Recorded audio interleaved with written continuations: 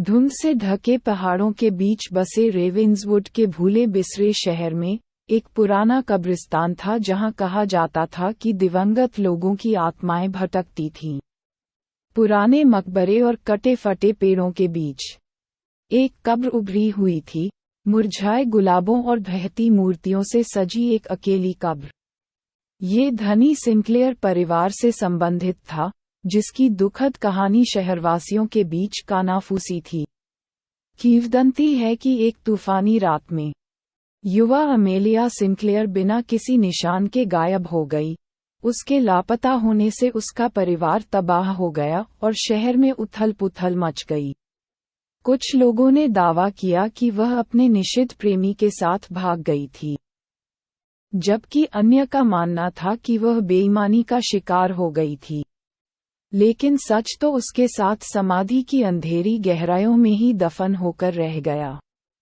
साल बीत गए और रेवेंसवुड एक भूथा शहर बन गया, जो अपने अतीत की यादों से घिरा हुआ था।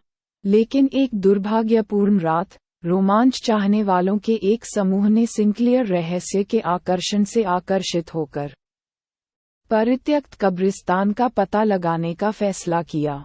जैसे ही वे छाया में गहराई तक गए, ठंडी हवा ने अमेलिया का नाम फुसफुसाया और उसकी भूतिया आकृति उनके सामने साकार हो गई। उसकी आंखें दुख और लालसा से भर गईं। जीवित और मृत लोगों की दुनिया के बीच फंसी अमेलिया ने घुसपैठियों को इशारा किया। उसका वर्णक्रमीय रूप एक अलौकिक नृत्य में घूम रहा था।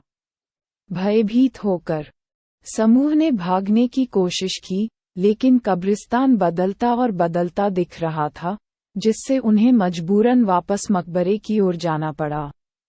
भागने के अंतिम, हताश प्रयास में, वे ढहती संरचना में प्रवेश कर गए और खुद को अमेलिया की बेचैन आत्मा के सामने पाया। जैसे ही वह बर्फीली उंगलियों से उनके पास पहुंची, उसके भाग्य की सच्चाई सामने आ गई। वह विश्वासघात जिसने उसे अनंत काल तक पृथ्वी पर भटकने की निंदा की थी। एक शोकपूर्ण विलाप के साथ अमेलिया अंधेरे में गायब हो गई, जिससे घुसपैठियों को झटका लगा और वह हमेशा के लिए बदल गई। और जैसे ही वे शापित कब्रिस्तान से भागे, उन्हें पता था कि सिंक्लेयर परिवार का भूत समय के अंत तक रेवेंसवुड को परेशान करता रहेगा।